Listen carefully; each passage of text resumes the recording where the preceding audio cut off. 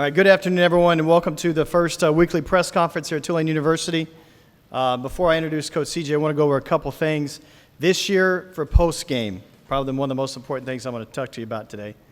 At the end of the game, we will not be in this room. We're going to go up to the squad room, which most of you guys know where it is. It'll be you can go through the back of the Wilson Center. We'll have some people there to guide you. You go upstairs. It's on the second floor. So just want to let you know that's the biggest change from a media standpoint for our post-game this year. For the Duke game, this Thursday night, 8:30 kickoff on CBS Sports Network. A couple things. One, we're going to wear a blue ribbon on our helmet in recognition of raising awareness for prostate cancer. You'll see Coach CJ here in a minute. He's got the wristband and the pin on, and then we have some representatives here as well with some information if you're interested. And now I'm going to go ahead and introduce the head coach in his fourth season, Coach Curtis Johnson. And please raise your hand if you have a question. I'd like to thank everybody for coming out. This is the first preseason press conference, and one thing I can say about this, I'm undefeated. So thank you guys for coming in undefeated so far. But look, one thing about prostate cancer, I have two coaches whose father just had surgery. Eric and Aaron Price. Mike just went in, and he's going to be fine. We all think our thoughts and prayers go out to him and Cam Cameron. We need to also pray for him, the LSU offensive coordinator who found out recently he had prostate cancer. It's a worthy cause. One thing about men, they have so much pride in what they do. They don't want to get their prostate checked. But my wife, she does a couple things. She dresses me, and she's in charge of my health. So all those things with prostate, with all those things, she does all that. So it's not me. The reason why I'm standing up here healthy, it's not me, it's because of her. And I thank her for it. So here's our first game here, and it finally came around. We were eager. We had a great spring. I felt in the offseason was phenomenal. I thought this was our best offseason. We finally got a place to practice, a place to play. We didn't have to go to 10 or 11 different venues in the offseason. It was only here in the Saints. I think our kids really, really embraced that. They love playing. They love practicing out in their own new stadium. It's very familiar. I thought the offense came leaps and bounds. The one thing we talked about was creating more tempo. I think we're doing that. I think we want to run the ball. We still want to do a lot of that. I think we're going to get much better in the passing game. Defensively, I think we're pretty good. I like this corner, Perry Nickerson, and Darian Monroe, the safety. I think those guys are playing well. The defensive front with Sean Wilson, Tanzel Smart, Adele Runer, Darren Williams, and Royce LaFrance. Those guys, and Corey Redwine also, he came back in shape, and he looked like a good player. Marley's going to make a ton of plays for us.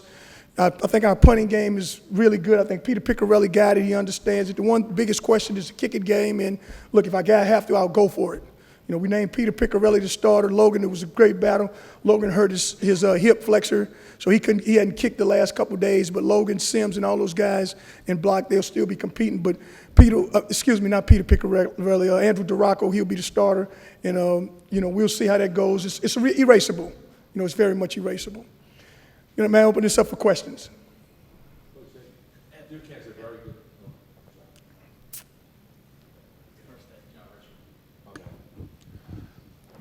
Duke has a very good special teams group.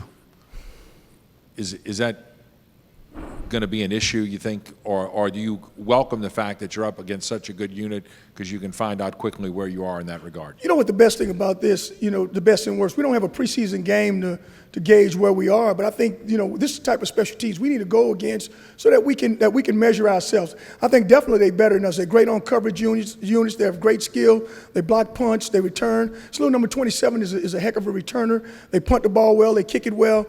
So I think, they do a phenomenal job on special teams. I think to be at a school like Duke or us or Stanford or Georgia Tech, you got to do two things well. You got to play good defense, and you also got to play well on special teams. CJ, what have you been preaching this fall to the players? Are the goals to get to a bowl game, to win the American? What are your first or second goals? We feel as a coaching staff and as a unit that we should get to a bowl game this year. And definitely we want to play in that championship game. Hopefully we can have it here. If not, like I told the guys, look, we're going to Tulane anywhere to go play, but we just want to get to the postseason no matter what. And if we do that, if we continue to win, we know we got an uphill battle. The schedule's very top heavy. These first 2 games going to be against 2 tough opponents. We got to get our confidence and stay healthy, and then and hopefully we can at least win one, and hopefully both of them. I know last year you played so many young guys.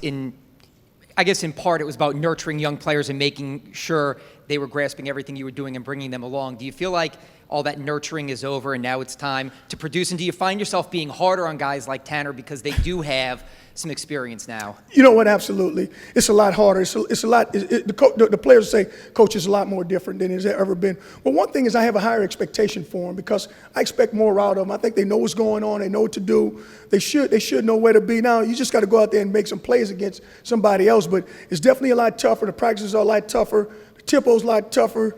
I'm even on the coaches a lot harder. So that's to be expected. 1 year older, 1 year better. I'm going to be even harder next year. And then the following year, I'm going to be even harder than that because that's what I expect. I expect more and more each year. You've not had much success against the Power 5 teams in your tenure here. This is your 4th year. Do you feel like the pieces are in place to be a lot more competitive? Yeah, I think so. It's fine. We finally got enough guys in here that we feel that our skill level is so much better. And then, the lines have gotten better offensively and defensive line. The quarterback play is better. I think Griff was outstanding, but, he didn't have some stuff around. He and Ryan Grant, those guys were the type of players that could play against him. I think we have more of them. We should be more competitive. Win or lose, we should be more competitive against those schools. How much last year, just as to the coaches, was the atmosphere here different from playing in the Dome, and how vital is that for you to try to recreate that and recapture that this season? That's the one thing that we want to do. We want to play in front of as many fans as we can. We feel like Tulane is New Orleans' team. We recruit most of the players from the state of Louisiana in a 504-985 area code. That's where most of our players come from, and we want this to be our team. And I think our kids feed off of the 504 and the 985 places. So as many as can continue to come, but they love playing here. This is, we call this the oven. This is the oven. And these guys right here, they love playing in the oven. Coach, talk about Donnie Lewis and what he did to earn that starting spot as the one freshman that's projected to start right now. Yeah, what? One thing about Donnie Lewis is that every time you throw a ball up, he's picking the ball off. The one thing we never had here, everywhere I've been, we had Sean Taylor, we had Ed Reed, we had Darren Sharper when I was with the Saints, amongst other guys. Robert Griffin when I was at San Diego State. We had a guy who could intercept the ball. We've never had, Monroe is more of a down safety. Sam was more of a hitter, safe tackle. But we need a guy back there who can really intercept the ball. I think this Donnie Lewis kid, I think that's one of the things that he does well. He has a nose for the football. He sees it. He gets it. He sees the big picture. And, I like what he's done. He's going to be really good for us.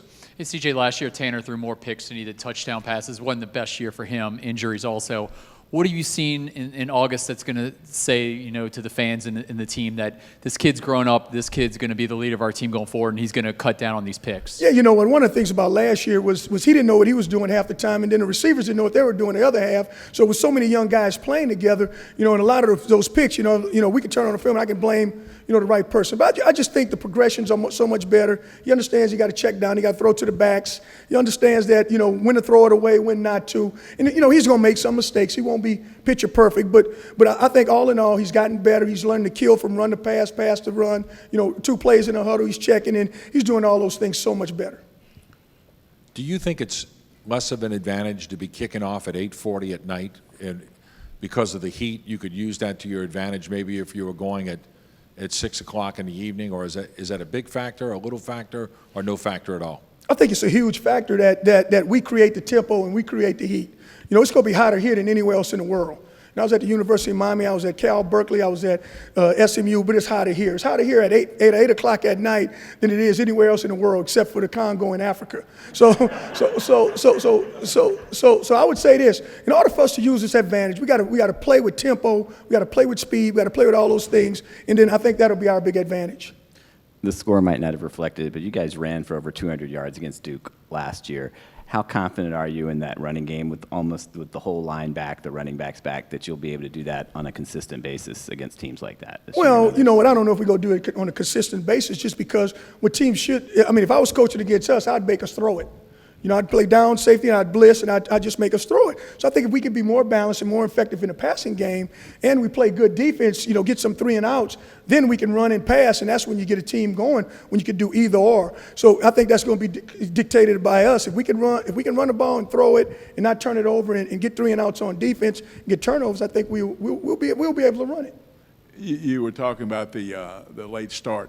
How do you have to have your players try to? What are you doing? Try to adjust their body clocks a little bit? Are they going to class that day? And like I said, 8:30 start. That's a little bit different from what they're used to. Yeah, you know what we've done? The Saints kind of got us a little bit under the barrel because we wanted to go Friday, Saturday, and Sunday night. But they've been so good to us, I gave them Friday night. But Saturday night and Sunday night, we've been out here practicing. I think the neighbors getting a little bit mad. They're hearing the horn blowing. They're hearing the whistles going at night. But hey, looks. I'm sorry. I apologize. We're trying to win a football game. But, just going later, and then we have a lot of evening classes anyway because we practice in the mornings and with evening classes. So I think they'll be ready. They'll be ready to go. And, it doesn't matter the time. We just want to play somebody. Anybody else? Thank you guys so much.